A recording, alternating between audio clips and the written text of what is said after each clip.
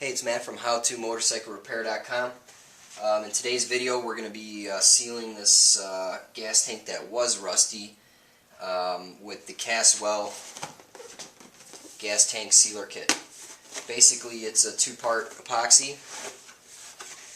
It comes with two parts here, and I believe this is enough for probably two of these tanks. So I'll be using half of this to pour in the tank and seal it. Basically, I read the instructions a couple times, so I'm familiar with the process, hopefully. This is my first time using this. I've used cream in the past, and I just want to try a different product. I hear good things about this one. So, to give you a little background, this tank was pretty rusty, and I have a couple other videos on how I tried to remove this rust, without buying a kit. And it's rust-free. It's just that the bare metal is already starting to flash rust, and I just want to be done with it and protect it. So, in the first video, I took a bunch of nuts and bolts and just threw them in the tank and sloshed it around and tried to break some of the rust free, and that works. However, I took a closer look, and right over the hump here, there's a lot of rust hiding. So, I was fooled by just looking down in there and seeing a couple spots, but there was a lot of rust on the hump. So, after shaking for a little bit and realizing it wasn't working that well, I went with the vinegar approach. So basically, with it full of vinegar, and after a few days of draining it and brushing it out, shaking it up, repeating the process twice, I was able to get rid of all the rust. I mean, the tank looks pretty darn good on the inside, just except for the flash rust, because after it's etched, you got bare metal, and rust is likely to form. So I went ahead and protected the tank. The directions say Glad wrap, aluminum foil, and then Glad wrap again. But I'm just going to go ahead and use, they say if you have nice paint. Now, by all means, this paint is nice, but I'm not feeling clumsy tonight, so I'm just going to use this here, which is essentially plastic, and protects, with some masking tape around the filler tube. Down here, I plugged the crossover pipes. Before it sets up, I will pull these off, and I'll use a piece of string trimmer to poke through and make sure none of the epoxy clogs these holes or blow air in it or whatever, just to make sure those don't get sealed shut. And by the petcock, I put in a little rubber, let me see if I can get this out and show you. It's just a cork made out of silicone. It's just a rubber stopper. I'm just going to leave that in there. The instructions say you can use Play-Doh, so I guess you can just jam Play-Doh in here until it comes out here, and then when it's all said and done, you can just pop it out with the piece of string or something, or wire. So it looks like I'm all ready to go. Have my Glad wrap and elastic band here ready to go for when I'm ready to cap. Once I pour it in, I'm going to cap this off. Definitely do a trial run of wrapping this up, because the clock's going to start ticking once you pour it in, and it's not working too well on this. So what I'm going to do is I'm going to mask it off really tight and then try it with that as well, because for some reason it's not working well. I went to Sherwin-Williams and I just bought a cheap mixing cup.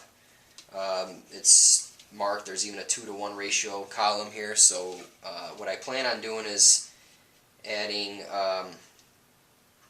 4 ounces of part B and then 8 ounces of part A. So I'll have 12 ounces total. I'll just pour this in the same cup, mix it up, pour it in, shake the tank for a while, and hopefully I get good results. I also have a kitchen timer. I'm going to time my 2 minutes of mixing, and also once I pour it in, I'm going to set it to 30 minutes so I can keep track of the working time of this epoxy here. Let's see what it is.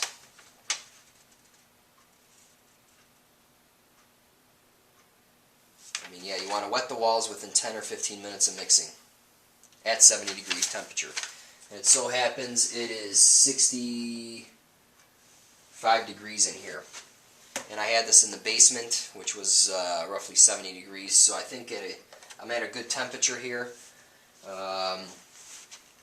know, a little on the cool side, which will give me a little more working time, but yeah, I think I'm ready to go. So let me open these up. I'll pause the video for that. That's not too interesting. And I'm going to have gloves ready. I don't want to touch this stuff. So yeah, let me open it up and pour it in, or I'll show you how to pour it in, and then yeah, so give me a few minutes here.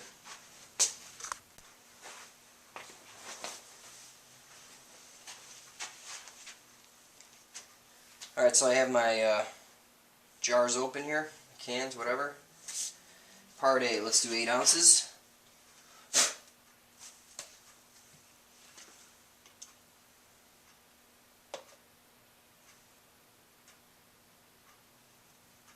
Stuff's like honey.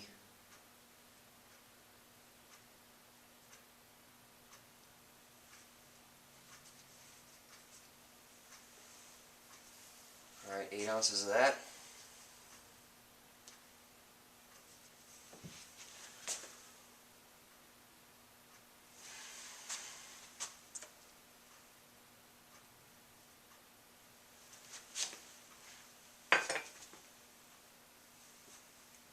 Four ounces of this.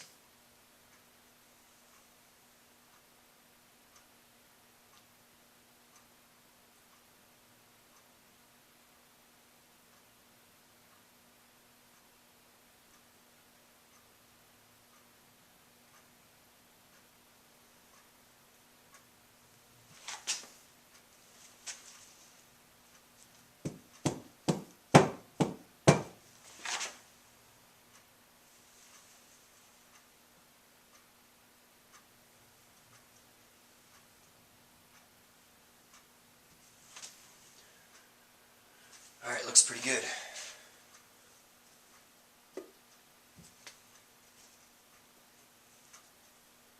Alright, I'm going to put that aside.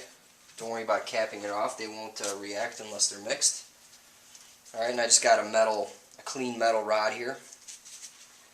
I'm going to set my timer. 2 minutes. And just start mixing. Make sure you get the sides of the cup really well.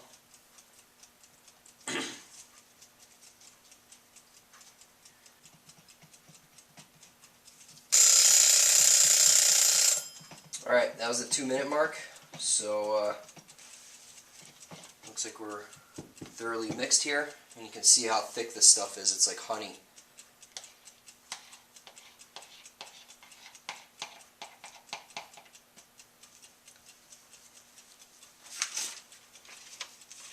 So what I'm going to do is reset the timer for 30 minutes so I can note my working time. I'm just going to go ahead and dump it in the tank.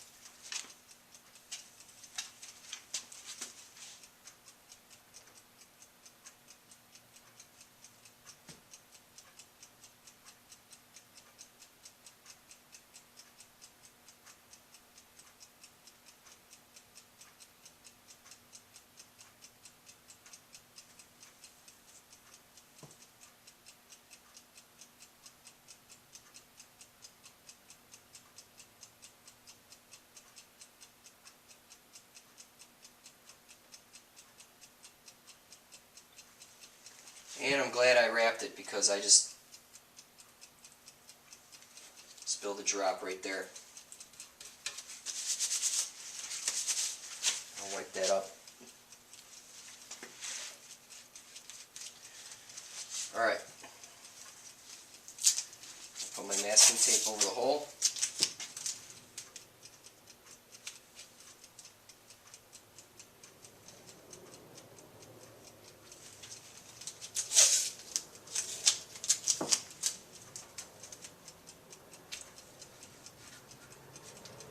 Timer noise is driving me nuts. Maybe you guys don't want to do that.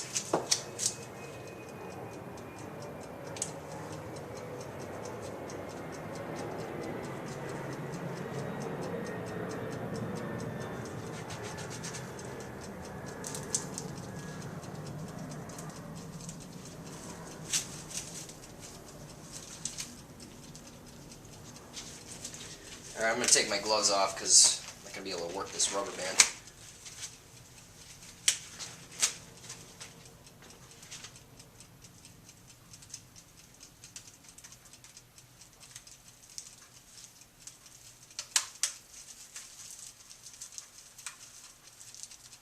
I'll put some tape over that so the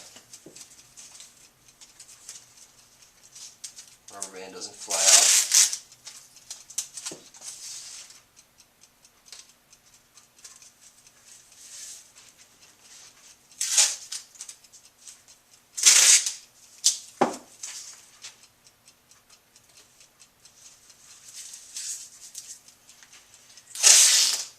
Alright, man, I think we're in business.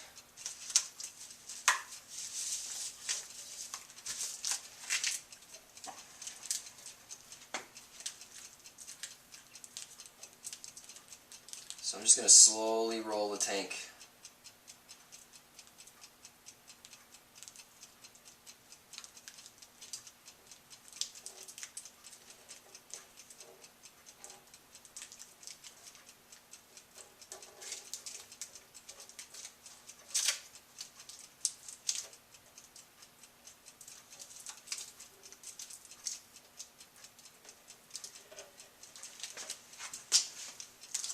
So I guess this is what I'm going to do for the next 15 minutes.